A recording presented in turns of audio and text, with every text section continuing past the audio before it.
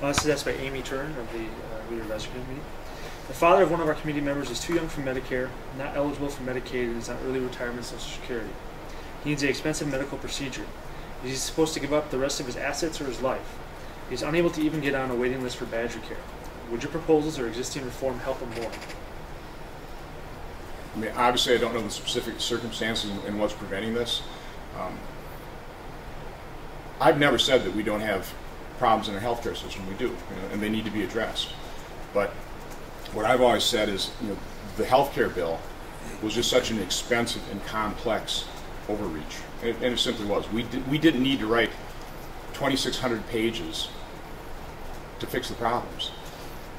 By the way, that's just the start. I think we're up to another 4,000 pages of rules and regulations written from that 2,600 pages. So we really don't know what this is going to look like when all's said and done. I mean, we really don't know how this healthcare bill is going to address, the issue that this fellow has. So, what I would recommend is let's take a look at, the access issue in healthcare, but also the cost issue. And if you really take a look at what are the problems in healthcare, it really is those are the two headings: cost and access.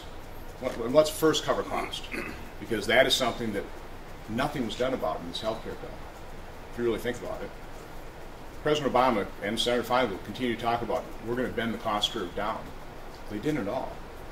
Their first representation, the first guarantee that I always heard was because of this health care bill, the average family's health insurance would decline by $2,500.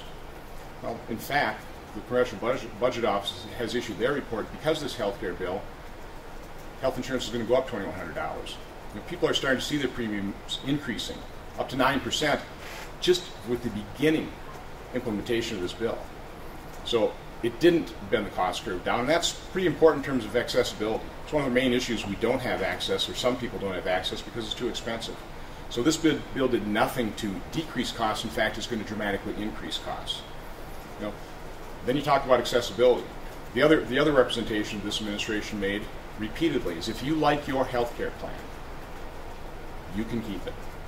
Well, their own agencies, Health and Human Services and the IRS, issued a report a few months back, and it was leaked to the press. But in there, their evaluation was that 51% of current health care plans will not be grandfathered in. They're going to be forced into the government exchanges, which, by the way, we don't know what those are yet. We don't know what the rules are. They're going to be totally controlled by regulations from Washington. That's those 4,000 pages plus that are being written right now. So we could have done this so much more transparently with such greater certainty to actually address the problems of pre-existing conditions, which, by the way, I just told you the story of my daughter. I think the voters of Wisconsin can be pretty certain that I'm going to make sure that people with pre-existing conditions can maintain the health care, that they can access health care. Her heart's backwards. I think that's a pre-existing condition, okay? I take that, that's a very serious responsibility. But we could have done this with single-issue bills addressing the specific problems of accessibility in terms of pre-existing conditions, in terms of insurance companies, the rescission authority where they just drop people. No, we shouldn't allow that. We can fix that. Wisconsin has, and many states, almost most states, have high-risk pools, and there are problems with that. But those things can be adjusted because they're a very good idea. I'm not sure whether you know how the high-risk pool works in the state of Wisconsin, but what it does is it spreads the risk among all the insurance carriers so that one insurance carrier doesn't get so overburdened by some really high risk that they fail. It spreads the risk. That's what insurance is all about. Is how do you pool risk so that we can all kind of price the insurance policies accordingly so that we can all afford coverage and we can all we have the coverage there. We have the money coming in when we need it. So again, my solution is address these things with individual bills, but I will certainly start with malpractice and tort reform. Repeated studies say that if you fix malpractice and tort issues in this country, that'd save $200 to $300 billion in junk lawsuits and the cost of defense in medicine. And as I've traveled all around the state, and I've been doing a lot of that in the last 19 weeks, I've talked to a lot of healthcare providers, a lot of doctors. It's pretty consistent. Doctors say that's a low estimate. You would not believe how much defensive medicine we have to practice because of malpractice. So I certainly would have started there. that would have actually bent the cost curve down. I certainly would support allowing people to purchase insurance across state lines, like you do Progressive car insurance or Geico, and that brings in more competition. That helps lower the cost. I would certainly equalize the tax treatment for individuals. If you get your health care through a company, you get a tax deduction for that. But if you buy as an individual, you don't. And that's really about the only single issue bill that I'd be proposing that would actually cost the government any money in lost tax revenue. Everything else doesn't. The other things we're proposing, encouraging things like health savings accounts. We implemented that at Packer 3 years ago. With the savings by going to a higher deductible plan, we've been able to invest in every employee's HSA account almost $5,000. Now that reconnects the consumer of the product with the payment of the product. That brings back the free market system into healthcare, and it's the free market system that really contains costs. I've been a businessman for 31 years. If there's one thing that experience has taught me, is the wonder and power of a free market. What a free market does is it ensures the lowest possible cost, the lowest possible price through competition. And trust me, it works very well. It also ensures the highest possible quality. It also ensures the highest possible customer service. That's how successful companies succeed in a free market system. And unfortunately, our healthcare system has been largely immune from a free market system since really kind of mid-40s. How would you tackle cost control in the Medicare program, which by all accounts is the program that is most in need of some cost control, at least long term, given what the actuaries say? Well, I think you have to address cost containment in the area of medical care that is outside of government control. Because really, with the government paying for I think the figure is about 50% of all health care right now, there is no cost control in that. I mean, there isn't. And all that, the medical reimbursement rates for doctors, for example, for health providers, is in some cases below the cost of providing that service.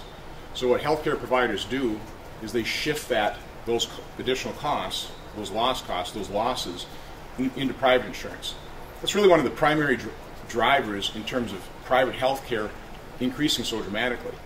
It really is that cost shifting from what healthcare is provided by the government to the private sector.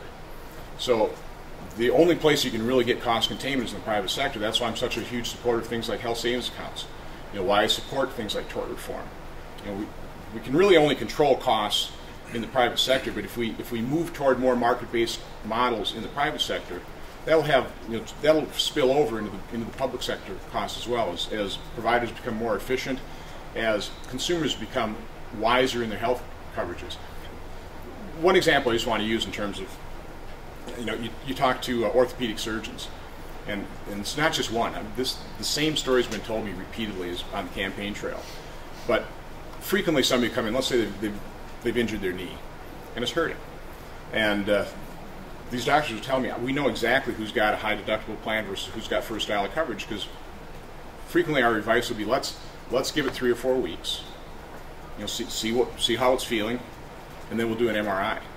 Now, if you've got a high deductible plan, the people they'll say, well, can I do any further damage? The doctors say no. So, okay, I'll wait 4 weeks. If somebody has first dollar coverage, you know what they want. They want that MRI right then and there. And even though it may not be medically necessary, the doctor's going to have to give it to them because you've got a lawsuit on the other side of that if you don't agree to it. So those are just there's just a little example, kind of the real world consequences. The elements you say you like about healthcare reform that you would keep. There's a little confusion about your statements on repealing healthcare reform and whether those get thrown out with the baby. Sure. I mean, and what I've talked about, it's not a change in position at all. I am talking about, because you always hear repeal and replace. I just shift around a little bit. No, let's replace and repeal. Let's write the legislation to show the American public, the voters of Wisconsin, this is how we will address those problems that need to be addressed. And we'll do that. But this 2,600-page behemoth, let's call it 6,600 pages, because they've written another 4,000 pages of rules. I don't see how you can work with that. I mean, nobody knows. I mean, remember Congress, Speaker Pelosi? What was her famous statement? We need to pass this thing so we know what's in it. Now, certainly as I travel around the state, that's not the way the voters of Wisconsin want to see legislation passed. Not by a long shot. So again, let me just quick address how you pass legislation, kind of those governmental reforms. Again, going back to my business background. In business, especially if that's a successful business for 31 years, you've got to have a great deal of integrity. You just simply do. It's the only way you survive in business. And the way I've always approached things is, my word is my bond. And I have avoided utilizing attorneys like a plague. No offense to attorneys. What I do is I write letters of agreement, 1 or 2 page letters of agreement. Because when I'm dealing with somebody, I know what I mean, he knows what I mean, or she knows what I mean. And we agree on things, and I've just avoided all kinds of legal hassles doing it that way. So the experience I bring into going to Washington is, again, I would be looking, how do you simplify things? I would much prefer a 10-page bill or a 20-page bill. And I'll tell you, I think my bias would be, they hand me something like a 2,000-page bill, and I just go, no way. Wouldn't even consider it. It's too complex. Let's break it down to its elements. Let's make this understandable not only to the people who have to vote on it, but let's also make legislation available to the American public. Let's get it out there online. Let's get feedback from the people that are actually going to be affected by this legislation. Let's not pass something for the purpose of, then we'll figure out what's in it. Let's be far more deliberative in our legislative process so that we understand the consequences of these bills before we actually pass them. I think it's just been totally backwards.